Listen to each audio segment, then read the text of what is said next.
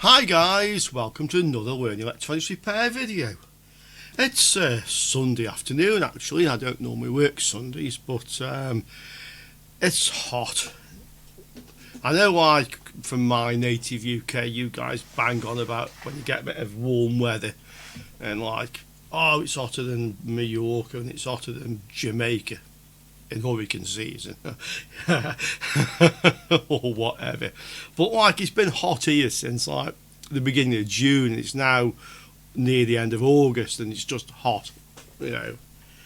Anywhere if it's cool it might be 33, when it's hot it's 40 or so, and sometimes it just seems to wear you down a little bit. So with no signs of cooling down, it probably won't until sometime back end of October. I thought I'd come to the office because it's got air conditioning. I haven't at the house. And it's car booty day. Yeah, after complaining about the good weather, it's car booty day. So I went down the car boot and I actually found this computer. Now, I also have two power supplies here, but I got these actually last week. I've been going to car boot every week. There's been just nothing to buy that's worth making a video out of. So I saw a couple of power supplies last week. There's this one, VX Plus 750 watt.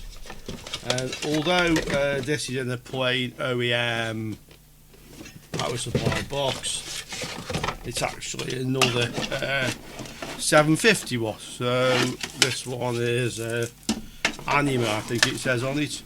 Yeah, 750 watts. So I got two 750 watt ATX power supplies, because I know some of you have been asking, can we have some more power supply repair? And I gave the guy €5 each, which was too much, but they're getting greedy these days. And I found I was just going to make a video with them, and you know what, guys? They're both working. They're both working. How unlucky is that? Yeah, I want to buy faulty stuff. Yeah, I want to buy faulty stuff. This is the wrong box, by the way. It says 700 watt, but the power supply is a different brand. It says 750 watts, and it's dusty. So I think I have every reason to expect the wrong power supply in the box, dusty, to be faulty. Yeah, you'd think that's come from somewhere where this is the new one they've put in. No, unfortunately not. They work. But I did find this morning. So this, I haven't seen a computer in this form factor of case for quite some time. It's really quite some time since I've seen one of these type, which is the flat desktop ones. Yeah, and the fact is this beige colour with like this greyish black front and a bit of dust on it. White floppy, well, beige floppy. Probably made by Zebra computers, yeah. Black and white. But given what's in it, it's probably from the, I don't know, back end of the 1990s or the very start of the 2000s, I would say.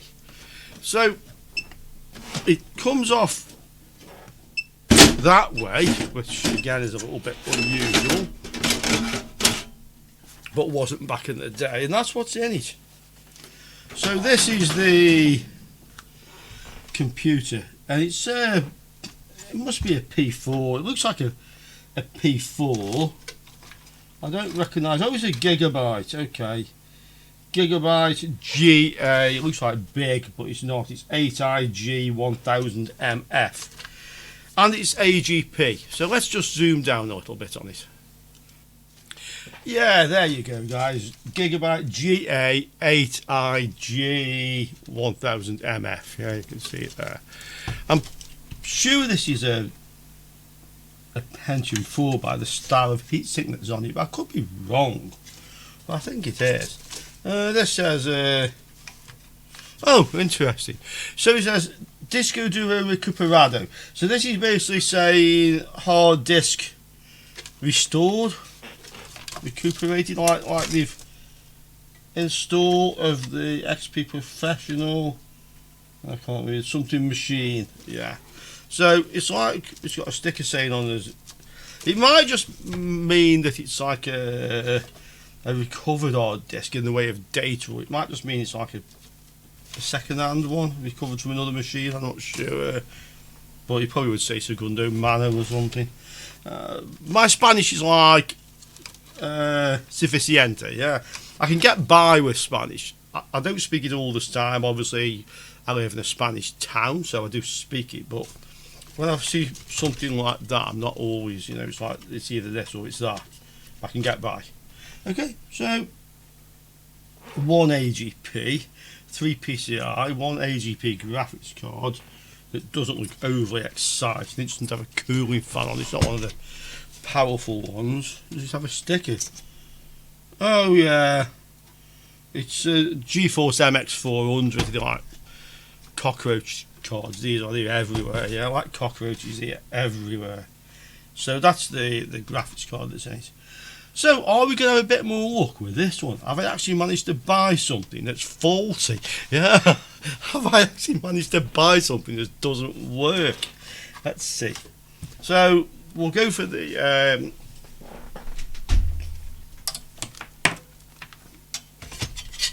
I must get some batteries for my car which meter. So we'll use the Fluke and we'll just have a look to see on ohms range what's going on with the 12 volt which comes in down here. So black to yellow. Well, there's no short circuit on it, so we haven't got like short circuit eyesight MOSFETs or anything here, so that's the first good sign. All the capacitors look okay, so that's the second good sign if we want it to be working. There's 3 strips of RAM in, which is a bit of a strange configuration. I'm not totally sure that's actually valid, so if it doesn't work that might be a good reason why. And I think we might as well just power this up and see what it does. I'll put the light bulb on the current limiter because I don't think this will have active PFC due to the age of it. Want to make sure there's no shorts or anything here, so we'll put that onto limit. We'll switch it on. I'm expecting the light bulb to come on and go dim, most likely. Yeah, you see it come on and went dim, so that's a good sign. So we'll switch the power on, we'll power it up, and let's start it. So where's the power button for this? It's down here somewhere. It has an on-off switch, I'm sure. Over there. Oh, and it's making funny noises, which could be a few things actually. Could be a few things, but the first thing it tells me there's actually something wrong with it. So hey, a bit of a success there in my case. I've actually got something with a fault on it. I'll get the motherboard out so we can get onto the bench with a known good power supply, and we'll start from there and work onwards. The motherboard's out. It looks nice and clean actually, considering the age. I'm guessing now, I mean this has SATA on, so it's going to be early 2000s sometime when SATA came out. There's some sure Pentium 4 with a rather nice copper heatsink on socket 478. So these are probably like the last of the motherboards that are interesting from the point of view of retro, because you had AGP on. I mean, okay, there was some socket 775s that had AGP that are even more interesting, but we're towards the end of that era with these motherboards, I'm sure. So very, very, very typical RG and SATA floppy drive controller, 3 PCI, 1 AGP. I think I wouldn't be surprised. The problem with this is quite simply an invalid memory combination. This is a 1 gig, so I'll take that one out. The other two look to be they're a bit tight, and often these boards have problems with the RAM slots. Yeah, it does come out with a bit of effort. This one does. So what are these? 256 meg. So we've got a pair of 256s and a 1 gig, which may or may not be suitable for this motherboard. It seems a bit of a strange combination, but I think these are probably like the last of the 32-bit boards, so they will work with 2 strips like so, or 3 strips, I think. Okay, let's power it up on a known good power supply now and see what it does. I've connected my known good Pentium 4 type ATX power supply. I say Pentium 4 type because you have a higher power on the 5-volt rail, I believe. Okay, so let's switch it on now. I've taken that strip of RAM out. Yeah, we still have this continuous bleeping noise. Okay, let's take all the RAM out.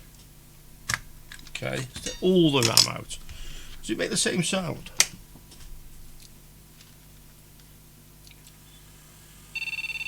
Yeah, so it makes that sound with or without any RAM. I'll get some isopropyl alcohol and I'll give these a clean. They might DDR1, 2, 3, 4. I can see if I can find the user manual. I'm sure I can with it being a gigabyte, and that will give me some idea of a valid RAM configuration. This is it DDR? Yeah, 250. I think this is just like DDR, the first generation of DDR 400 I think it's called. So I'm pretty sure I have some of this as well. We can try known good ones. Well, first of all, let's give this a clean. So I'll just use isopropyl alcohol. I could use contact cleaner, I have got some, but let's try this first. So this is my quite stiff brush, like a toothbrush in its consistency. So I'll just give this a clean out, because this is not unusual for, I've noticed in particular Pentium 4 boards have a habit of the slots not working. Maybe it's something to do with the DDR 400 slots rather than the Pentium 4, if you know what I mean. The fact they use these type of slots on these generations of boards.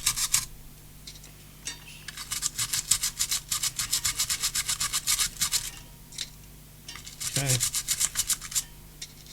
Nothing very technical here, guys, but part of the job. I've got a finer paintbrush here now. I can just maybe get that down inside it. The fingers on these don't look too bad, they don't look too corroded. Let's see if we can seat them a few times and see if we can get them to actually come in and out much better. Yeah, flirted out that time. So this is probably the best way to clean RAM slots, is just to insert the RAM several times when you put the isopropyl in. Yeah. Okay.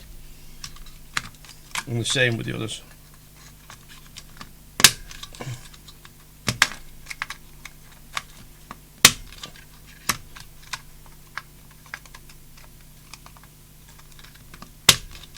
Okay. They certainly seem to be working more positively now than they did originally. They were very sticky originally.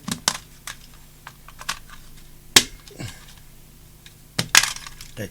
I noticed we have like one orange and one kind of bluey purple, yeah, some sort of blip I would say,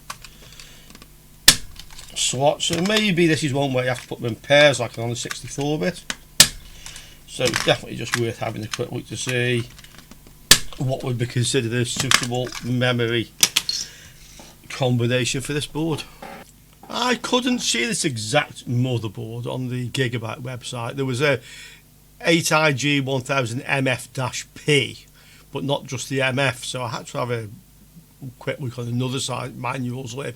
I'd prefer to use the manufacturer's site, but this is the one. First thing I noticed is it's telling us here about AGP cards, and make sure your AGP is a 4x8 times 1.5 volt and not a 2 times card. Yeah, it mentions that. Oh, a Diamond Viper. That must be a bit like a Diamond Viper, you know. Maybe this is rare. Yeah, the Viper Rage 128 Pro. So it's mentioning about some old AGP cards, which makes you think this was older, but there again it has SATA on, which makes you think maybe not. So let's have a look, see if we can find out something about the memory. There we go, install memory modules. Okay, so it tells us we have 4 RAM slots. That's a good start. It's DDR. Let's see which way round it wants them. Tells us about DDR. Okay, so channel A is DIMMs 1 and 2, and channel B is DIMMs 3 and 4. Dual tap. dual channel technology. That's 64-bit then. This is telling us what we kind of, or at least I kind of thought then. So basically it runs in 64-bit mode, and you put them in, for example, slots 1 and 3, yeah, or 2 and 4. So it should work, however, with just one module. So let's try it first with one module, see if we can get it to work, and then let's see if we get it to work in 64-bit mode, dual channel. So we know what we need to know. I haven't got a graphics card in, as you've probably noticed. It does have onboard VGA though, so we could try that. So let's just try, we have a few modules here. Let's try them in turn, just in the first slot. See if we can actually get it to work in single channel mode. Well, it sounds like our efforts with the isopropyl have helped, because it's not making the rapid bleeping anymore, but it isn't actually bleeping at all, which is not necessarily a good sign. Let me connect a graphics card and see, let me connect a monitor and see what I get. I have the monitor attached now. We'll power it up again. And now we do get a bleep. That's very good. Blue lights on the monitor. So, yeah. APD Creative Solution. I always like to think of its own kind of like BIOS. APD Creative Soluciones. Spanish. Creando Soluciones. Okay. Interesting, got their own splash screen. It must have been something you can do. Intel 865G chipset. Oh, let's just make it a bit bigger for you. There you go, you can see it. So that's what we have. It is a Pentium 4 3 GHz, so a reasonably fast one. The 3.4s and the 3.2s are actually worth a bit of money. The 478s, the 3s, not really so much, but it's still a decent processor for a Pentium 4. That's the 1 gig strip. Let me now try to get both channels working. Yeah, it's working. So I've put the two 256s in, so I've definitely got both working. I've got some more 1 gig strips of DDR 400, so I'll try a couple of those if I get 2 gig in. Now let's put the original hard drive on and see if this actually boots up. I also know, because somebody's going to ask, I've now got the 2 strips of 256 in the blue slots, and it's still working with the dual channel. So all 4 slots are working. Sometimes with socket 478 you do find that some of the slots are not working.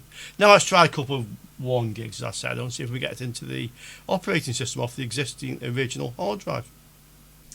We're just about ready to try. I have the MX400 graphics card back in. Let's see if that's working as well. This is the original hard drive. It's actually saying now that it's a recuperated or recovered hard drive installed with XP Professional, and the name of the machine is APD AB00. Bit of glare, bit hard for you to read. That's what it's actually saying in Spanish, which powers the 4th widest spoken language in the world, by the way, Spanish. English being first, Mandarin Chinese second, I think Hindi is third, and then Spanish. Let's see if we can get this out. I suspect it's probably bad.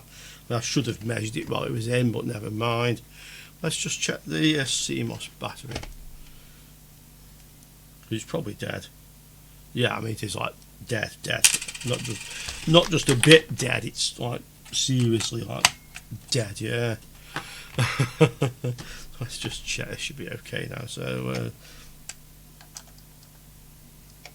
well, strangely enough, the lead fell out of the meter, yeah. The lead fell out of the meter. Let's check them again.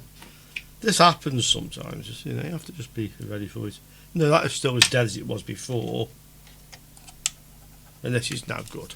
Okay, so we have a good CMOS. I've connected a USB keyboard and mouse, but sometimes I find with these sort of machines you have to put a PS2 keyboard on first to get it to boot up, and then it will usually work with a USB one afterwards. But let's see. So we're ready to go.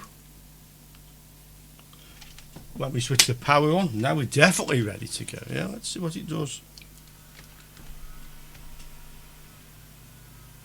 Well, the blue light came on the monitor and the graphics card is working. It says 2003, but it might be a bit newer than that. This basically means creating solutions, basically. I don't know anything about putting your own splash screen on the BIOS. Sure, some of you guys do. Let's go into the BIOS and let's see if we can just load the BIOS defaults. Nice old BIOS, yeah. Nice old BIOS, none of this fancy stuff. Just everything you need. Load optimized defaults. Yes. Anybody agree with me that this is just far easier to use than these fancy UEFI BIOSes we have these days? Comments below. Comments below. Is it going to work off the original hard drive? Does it have an operating system on it? Let's see. Well, there we go, guys. So this has got somebody's stuff on it. Again, I mean, it's probably quite old stuff, but it's still stuff that's personal, yeah, on this hard drive, no doubt. It's encrypted in Spanish. Didn't expect anything different than that. See if, we should be able to turn this around now. Yeah, much better setup. I forgot we could do that now with my new bench setup. Much nicer, yeah. Okay. So yeah, mouse is working now. Keyboard was probably working in Windows. Your equipment is at risk, yeah. Complaining there's no sort of no, I found the hardware now, that's the keyboard. So I'd have to say this is working. As I say, it's encrypted in Spanish, but other than that it is actually working. I don't know why my camera does this, flashes like this. Anybody could tell me, I'd love to know. You can see it's random, and if you move it a bit it'll stop and such like. And there we have it. Documents of work, okay, from 2012. That's obviously what I'd say. I'm not going to nosy around this stuff, guys. I mean, I'll format this drive, but what I will do is I will just have a look to see what the spec it says is in Windows, if it's looking at the memory, seeing everything, yeah.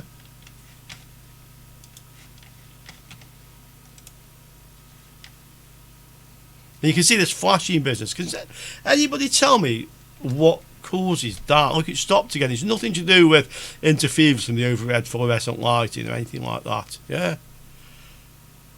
Right click. Properties. Okay, so it is a 3 gig. It is 2 gig of RAM. Everything appears to be working. I mean, we could do some burn-in tests, but I think we can say for the sake of this video, it appeared to have an invalid memory configuration, and or it was just dirty memory slots. I'd say personally it was just dirty memory slots, because when I took the 1 gig out it still wouldn't work, yeah. Okay guys, that was a short one, but yeah, sometimes it's just fun, yeah, it's just fun sometimes. If you're wondering about this old sort of hardware, is it worth getting your hands on, is it worth fixing? Is it worth selling, or is it worth keeping? Yeah, or is it just junk? Well, the answer to that question is, let's have a look to see what they're worth now. Yeah, let's see what they're worth now. So we'll go on to eBay. So these are the motherboards. This one is the closest I can find to the one I have. Mine is the same, but it's MF rather than MK.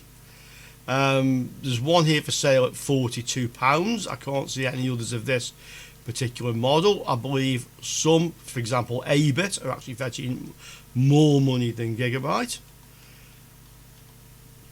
We can have a look to see what these have sold for. So if we get to the sold listings and do a search,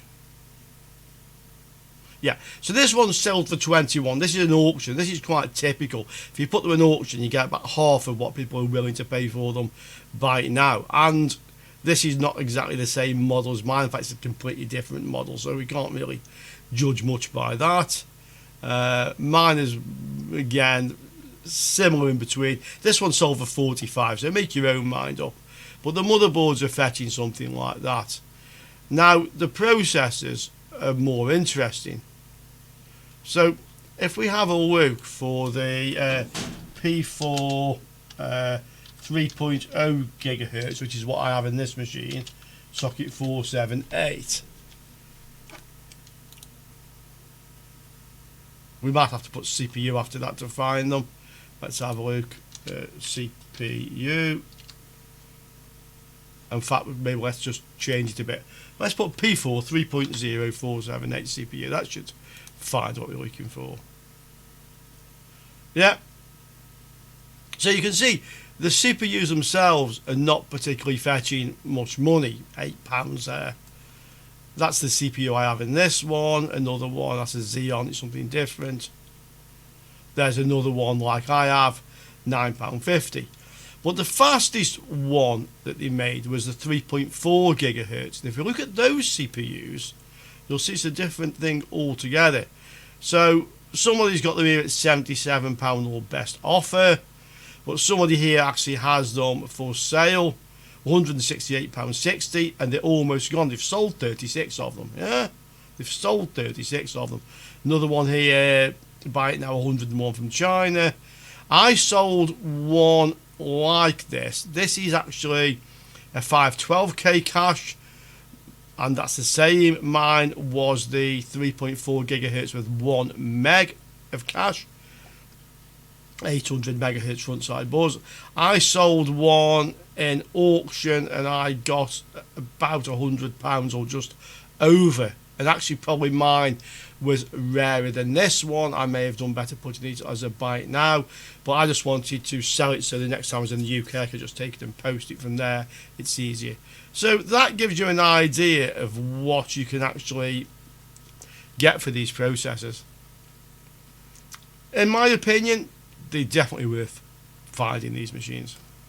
And you know what, guys? I think they're just going to go up in price. I think in the next 5 years, probably fairly near future, machines like this are going up in price. We know the motherboards are worth about £50, £45 now, some models even more. Every time you find one of these at the car boot sale, you don't know what CPU's in there. If that's a 3.4, you're into the money now. I paid €14 for this whole machine, by the way. That's what it actually cost me, and with a little bit of repair work, it was working, yeah. So, there you go, guys. Make your own mind up. Let me know in the comments below. Do you think they're worth buying? Do you think they're worth selling? But I'm pretty sure if you weren't convinced before, you're probably convinced now that yes, they are. Okay, guys, hope you enjoyed it. Short one, and I'll see you all soon on another Learn Electronics Repair video. Ciao for now, guys.